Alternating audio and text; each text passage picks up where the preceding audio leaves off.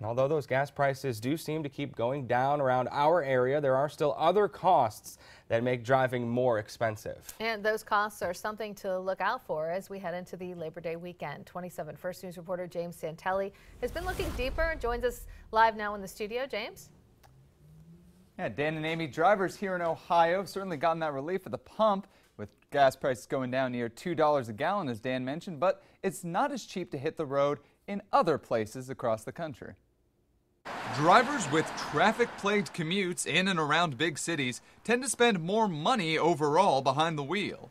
That's according to new rankings by Bankrate, which analyzed each state's numbers for average commute time, gasoline spending, repair costs, insurance premiums, fatal crashes, and car thefts. The states with the most favorable conditions for drivers: Idaho, Vermont, Wyoming, Wisconsin, and Minnesota. All states with lots of open road.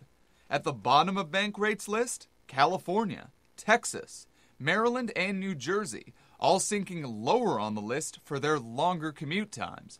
And Louisiana, with high auto insurance costs and an above-average rate of fatal crashes. To curb some costs, Bankrate's Chris Kahn recommends drivers target things within their control. The easiest thing to do is call your insurance carrier and find out what you can do to lower your premium. It might be as easy as raising your deductible, but in other cases, you can lower your premium by just parking your car inside your house if you have a garage instead of putting it on the street. There's some really simple things that you can do. And for things out of a driver's control, like gas prices, take advantage of savings when conditions are better, like right now.